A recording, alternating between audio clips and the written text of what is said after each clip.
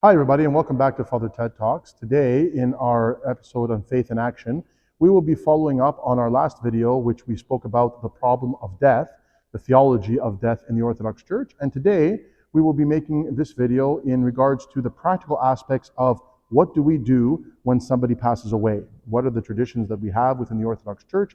What are the practical elements of preparing for a friend or family member's funeral? And the types of procedures that we need to follow in order to be able to follow our Holy Orthodox tradition. Today in this video, we will be covering a number of topics. The first will be, who do we call when somebody passes away? The second will be going to the funeral home and, how do we select a funeral home and what do we do when we go there and how do we consult with them? The third will be about viewings, choosing viewing a location and how we do that and what is the purpose of an Orthodox viewing. The fourth will be about the items that we need within the Orthodox burial service, what we need to bring to the church or what we need to provide during the Orthodox funeral service. Of course, we also will discuss what happens when we get to the church on the day of the burial and how that whole process plays out. We will speak a little bit about some of the traditions that we have within the Orthodox funeral service. We will also speak about what happens when we get to the cemetery afterwards and considerations for burial and choosing a plot and all that kind of stuff. And of course, we will also discuss funeral traditions that happen after the actual death, so post-funeral traditions, what happens after we have kind of gone through the funeral day, and in the coming weeks and months afterwards, what are the traditions that we uphold as Orthodox Christians, their meaning, and how do we go about doing them in the most respectful and proper manner. So come with me, and we will take this journey together so that all of you can have the proper information and can feel confident that you are able to follow the proper Orthodox traditions when somebody in your family close to you passes away. So when somebody passes away, the first thing that you should do, the first person you should call is your priest. That is the number one point of contact. Why? Because it is the priest who is either going to come and be able to do prayers immediately after the deceased has passed, if it's possible for the priest to get there. And it is also the priest who is going to be able to advise you as to the Orthodox traditions and the procedure. So you would call your priest first, and then you would call your local funeral home, the one that you have chosen to be able to provide the services that they need to provide. So always call your priest first. If you have his number, great. If you don't, call the church, check the website, let him know what's happened. And then, of course, then you call your funeral home. And then in conjunction between the priest, the church, and the funeral home, you can begin to make the arrangements that are necessary for the funeral service. As we said before, when your loved one has passed away and the proper prayers have been done, the first stop is usually the funeral home, and you will usually make an appointment with one of your local funeral homes, such as this one, and you will come into kind of a planning room, as you see behind me, where you will sit with one of the funeral directors and kind of go through not only your wishes for how you want the service to kind of be done, what church you want to go to, and also, the viewing and things like that, but they will also advise you on, all the other kind of practical elements of preparing the body, and all that kind of stuff, and the costs that are involved with that. So it is important to remember as an Orthodox Christian that you need to also advocate for yourself, and especially for your Orthodox traditions. There are many funeral homes that are familiar with Orthodox traditions and with customs, but many of them don't know as well. So if we don't tell them, or if we don't express right away our preferences, then they won't know, or they might be recommending things that perhaps are against the Orthodox faith, right? So when you are in a meeting room such as this, and you are meeting with your funeral director, it is important to remind them that you are an Orthodox Christian, that you prefer, for example, to do the viewing within your local church, if possible, that you would like, for example, to have a wooden casket, not a metal casket or anything like that, that you would like to have an east-west exposure in the cemetery so that your person can be facing the east when they're buried, and all that kind of stuff that we kind of become accustomed to. It's important for you to advocate for yourself and to tell these things to them. If you don't know, or if you can't remember, you can always reference back to this particular video, or you can call your local priest and make sure that you get their advice and their guidance, so that you make sure that you are following the proper traditions and that you're not caught unawares. So when considering how we are going to bury our loved ones, and when we're choosing the caskets or the coffins, basically, that we want to have our loved ones or ourselves in, the most important thing to remember as an Orthodox Christian is that the casket should be made out of wood. As we can see here, this one is made out of wood, and we want something made out of wood because wood will disintegrate, it will decompose, it will break apart over the years, and it will go back into the earth, and so will the human body. And part of the theology of our faith, as we've said before, is that we want to go back into the elements from which we came, just like in Genesis, where God makes man out of the clay, out of the earth, and forms him. And that when we pass away, we want our body to go back into nature, back into the earth. We can't do that if we choose, for example, metal caskets or plastic or any kind of other materials that do not decompose, that are not biodegradable. This also is the case for vaults. Vaults are big cement liners, these kind of cement squares or units that are placed into the gravesite. And sometimes you might see some people, they will lower the casket into this cement vault and seal it in order to protect the casket within the earth. This is not what we want to do as Orthodox Christians.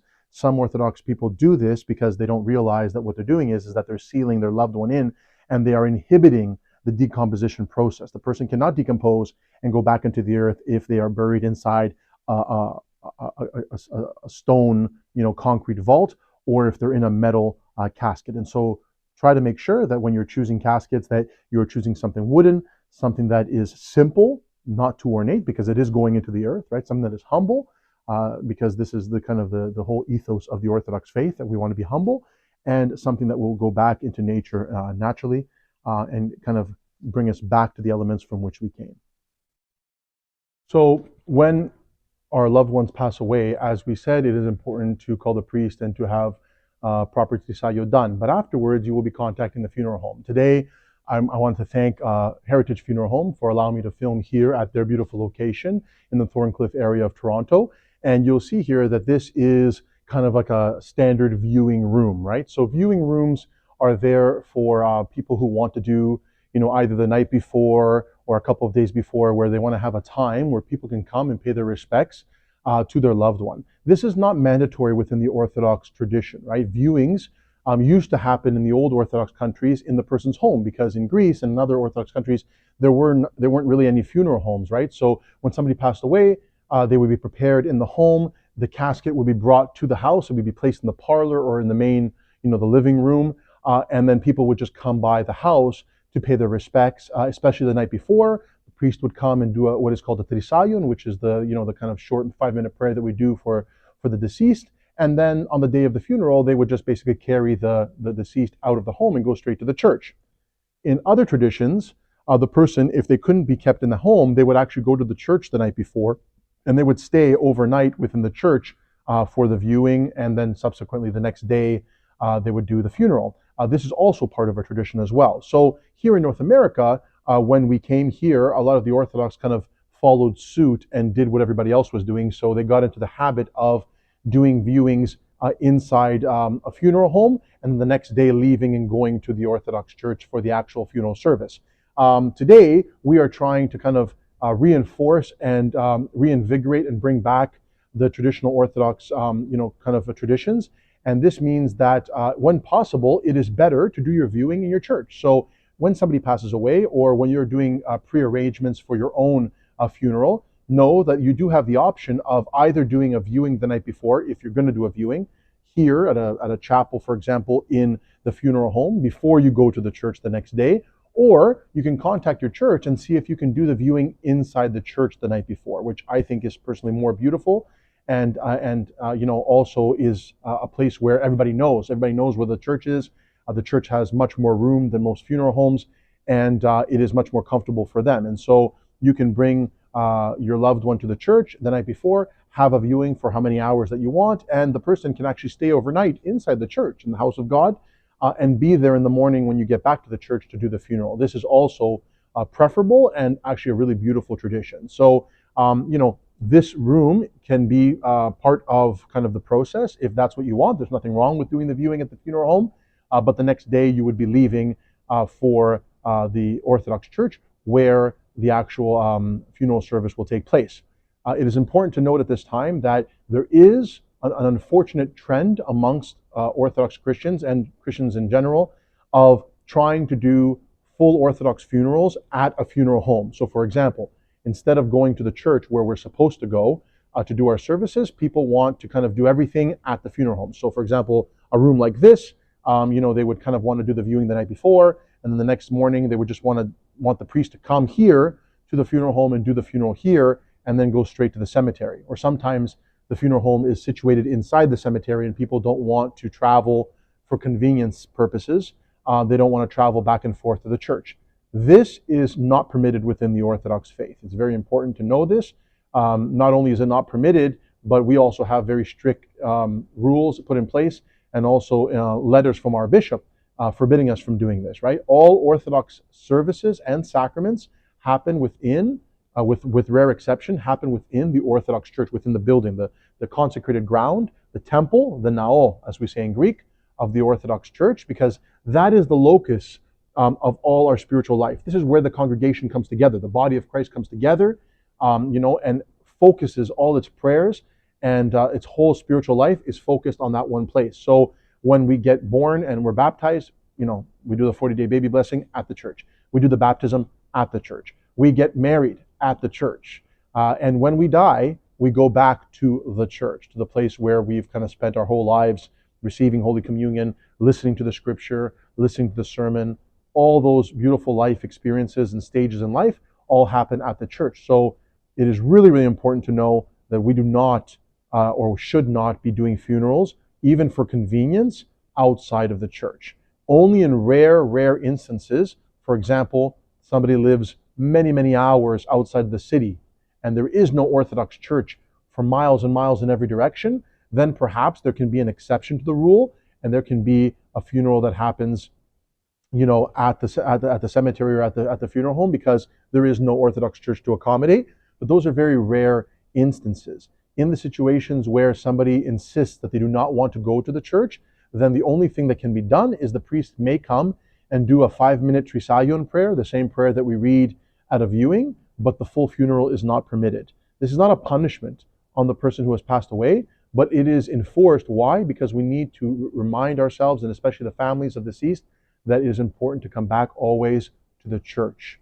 That is the most important place to be. And so the full Orthodox funeral service only happens within the church.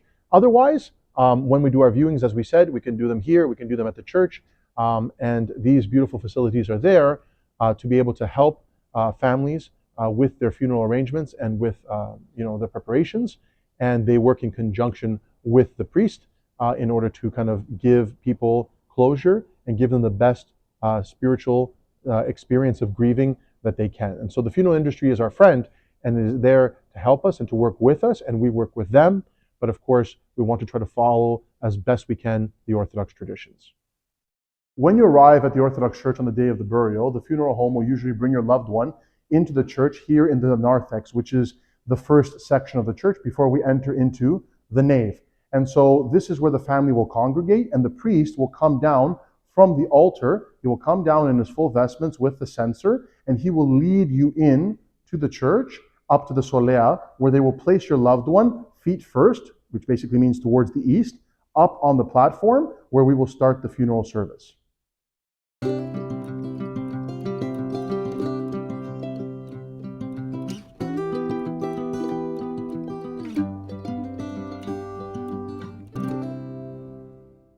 Once the casket is up here on the platform, it will be open so that the deceased is visible to the congregation, and the priest will begin the Orthodox funeral service. During the service, there will be a series of prayers, there will be a series of readings, and there will also be a sermon, during which time the priest will speak about the theology of the Orthodox faith when it comes to burial. It is important to keep in mind that in the Orthodox tradition, we do not read eulogies within the Orthodox Church. Right? So, people sometimes they'll go to other Christian churches and they'll see that a lay person may come up and speak about personal aspects of the deceased life. Or in some Orthodox churches, people might hand a piece of paper to the priest in order for the priest to read, the obituary or, kind of some of the basic points of the deceased. It is important to note that, at least in the Greek Orthodox tradition, this is forbidden. We do not read eulogies and we don't read obituaries within the Orthodox context of the Orthodox burial service, the funeral service. The priest is mandated to only speak about the faith and about the meaning of death. Eulogies and obituaries are to be read. They can either be read at the cemetery by family members or at the Makaria, the mercy meal, which happens later, where family members are able to get up and speak on a microphone and be able to express their personal thoughts about the deceased. But within the context of the Orthodox service, there are no eulogies or obituaries that are supposed to be read. The basic items that one needs for a funeral are mainly three things: oil and wine, boiled wheat, or as we know them as koliva, which is simple boiled wheat without anything mixed into it, and a savano. Savano is the white burial shroud, as we had mentioned earlier in the video. So these are the three main things. In some places in Greece, they will also require a prosphoro, or a bread, but this is not necessary in most Orthodox funerals, and it is only an extension of the wheat. So as long as you have the boiled wheat, the oil and the wine, and the burial shroud, then this is all the items that you need for the funeral service. When the funeral service is over, the priest will invite everybody in the congregation, usually starting from the back pews, to come up and to pay their final respects to the deceased. This is what we call in Greek the telefteo aspasmo, or the last embrace, or the last kiss. This is an opportunity for people to come up, to be able to see their loved one for the last time before the casket is closed, and to say their goodbyes. So usually people will come through while there are chants being chanted by the chanter, and then at the end, the immediate family is also invited up to the casket to be able to say their final goodbyes. After the final goodbyes have been completed, the priest will cover the loved one with what we call the savano, as we had just shown in the items section. The savano is this beautiful white cloth. It is a linen cloth. You can see here it's quite large. It covers a whole human body, and basically on it there is a beautiful icon of both the resurrection and the crucifixion, and it is linen, always white, representing the light of the resurrection. As you can see here, it goes all the way down. There's another beautiful icon of the resurrection on it, and this beautiful linen is covering our loved one at the end of the funeral service. It covers them from their feet all the way up over their head. The white linen represents the burial shroud, and also the baptismal garment, which is the white garments that we wear when we get baptized as Orthodox Christians. And so, as we have said in previous videos, baptism is a type of death. It is death to one life and rebirth to the other. It is also the beginning of our journey towards the resurrection. So it is the beginning of our death to sin, death to the old person, and our journey and our process of dying in order to be resurrected again. And so it starts with our baptism when we're children, or for some people as adults, and it ends or culminates in the day of our funeral. And then, of course, there's the rebirth into eternity. And so we cover the person with the burial shroud, and then the priest will pour on top of the linen both oil and wine, representing the fruits of the earth, and of course the koliva, which are the boiled wheat, as we had said, and sometimes even dirt or earth will also be poured on as well, which is, of course, all the symbolisms of the fruits of the earth, which we come from in Genesis, and us going back into the earth, going back into these fruits and being dispersed into nature. So the priest will do all this before he closes the casket for the last time, and then we will depart for the cemetery where the interment will take place. At this point, we should also make a note about cremation. Of course, cremation has become very, very popular in the Western world, and it is popular even amongst some Christians. And there are even some Orthodox these days who are trying to opt for it, thinking that it is a more convenient way, perhaps it is a cheaper way, perhaps it is even a less stressful way of kind of, getting rid of or disposing of the bodies of their loved ones. I say it in this way because cremation for the Orthodox is against our faith. Almost every Orthodox Christian denomination in the world has made statements against cremation as a desecration of the body. We see the body as the temple of the Holy Spirit. It is just as important as the soul, not less important. And how we treat the body and how we reverence it, especially in death, says a lot about us and how we view the human being as a whole, and how we reverence those people who perhaps raised us, perhaps fed us, perhaps were our spouses or our brothers or sisters, those people who are very, very close to us in our lives. How we reverence them and how we honor them in death is just as important as how we honor them in life. And so for us, cremation is not permitted, and Orthodox funerals usually are not done for cremations, because everything in the Orthodox funeral service, all the hymns, all the beautiful chanting that happens, all speaks about the body, the sanctity of the body, and it going back into the earth from which it came. So if we were to be doing a cremation, then reading and chanting the Orthodox funeral service wouldn't make any sense, because everything we would be chanting and everything we would be singing and praying for within the Orthodox funeral service would be a lie, since immediately afterwards we would be going to destroy that temple which we have been reverencing the whole time within the church during that funeral service. So practically, what does this look like? That basically, when a family does insist on cremation, when even if they've been, told and they've been informed that it is against the Orthodox faith, then the only thing that an Orthodox priest can do out of compassion is go to the funeral home or the cemetery and do a small trisagion prayer, that 5-minute prayer that we do when somebody passes away or when we do the viewing, but they cannot do the full Orthodox funeral service. And even the trisagion prayer in some Orthodox jurisdictions will not even be done. In the Greek Orthodox jurisdiction, we do it. However, this is not the preferable way to kind of say goodbye to our loved ones. The preferable way is to bring them into the church, to be able to honor them properly, to pray for them properly, and to honor the body, which is just as important as the soul. So here we are in this beautiful cemetery, Pine Hill Cemetery in North York, Ontario. And, in Greek, we call cemeteries the kimitirio. And the kimitirio means the place where people sleep, right? And as we had said in our previous video, the problem with death video, the theology of the church is that we are sleeping until the second resurrection. We are waiting for the second coming. And so this is the place where people go to rest. Now, of course, some people love cemeteries. Some people, it makes them feel uncomfortable because we don't really kind of want to think about these things. But of course, in this video, we're trying to kind of give practical pointers on what to do as Orthodox Christians. So when we have kind of gone through the funeral service at the church, and we've done all this, the ceremonies that are required of us, and we've chosen the casket and all that kind of stuff, we will be brought eventually after the funeral service here to the cemetery, to your local cemetery that you've chosen, so that we can be placed in the earth. We can be buried within the earth, which of course comes back to that beautiful symbolism of being planted for the resurrection. And so actually two things to be reminded of from a practical point of view is that when we are buried, usually traditionally we try to find an east exposure, basically because we want the Orthodox Christian to be buried facing the east, right? This is a very ancient tradition, right? The idea that we pray facing the east. All Orthodox churches and their altars face the east, the rising of the sun, which represents Christ, the light of the world. And so when we pass away, traditionally we like to be buried, when we lie down, our feet facing towards the east, so that if we were to sit up, we would be facing the east. Now, of course, sometimes this is not possible. In some cemeteries where your burial plot may be, it might be a north-south exposure or something like that. That's okay. If that happens, it's not the end of the world. But the point is that we try to do our best to try to find a spot that is east-west and that we are facing the east. So we make sure that we express to our funeral directors, and also we express to the cemetery when we go to arrange for our plot, that we want an east-west exposure, and that we want the body and the casket facing the proper way when they are placing them in the ground.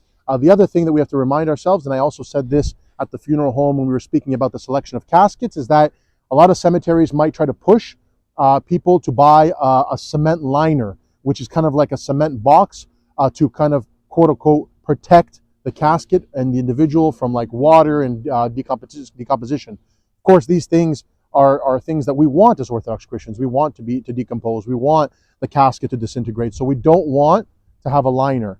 Some funeral homes might give pushback. They the cemeteries might give pushback and say they want, it's part of their procedures or it's part of their own bylaws, whatever, that you have to have the liner. You can feel free to give pushback as well. It's been my experience that when we are adamant that this is our Orthodox tradition and we do not want these things, and we're willing to walk away from that particular cemetery if they do not accommodate us, they will always accommodate us because it is a business and they want to be able to retain the business. And so as long as you are firm and you put your foot down, you say, no, I do not want any type of cement liner and I want an east-west exposure, then they will try to accommodate as best as possible. So this is the most important thing when coming to the cemetery. One more thing to remember as far as proper burial practices, that when we come to the cemetery and the casket is placed, on top of the burial spot where it's going to be lowered, a lot of times the priest will do a trisagion prayer there as well, which is the kind of like the final prayer that is done, and then the casket will be lowered into the ground. Many times it is customary to either throw a little bit of the leftover koliva on the casket. Sometimes you will see if there's leftover oil and wine from the church, from the anointing of the body. They will pour those as well. And sometimes they will throw dirt on top of the casket. Sometimes in some places in Greece, people will also like to take dirt and throw on top. This is all completely normal, and this is also, depending on the local tradition, it is very good. One of the superstitions that you might see that is definitely something we should not do is you might see somebody take the bowl which held the koliva, the boiled wheat, and they think that they need to break that bowl, smash it, for example, on the side of the gravesite, or throw it into the hole with the casket, because they feel that it is bad luck to take that vessel back home again, as if death would follow them home or something. This is clear and pure superstition. It has nothing to do with our Orthodox faith, and in my opinion should not be done at Orthodox funeral services. Personally, I prohibit these types of things happening when I'm doing funerals, because they move us away from the actual faith and into the realm of superstition, and this is not something that is good for us.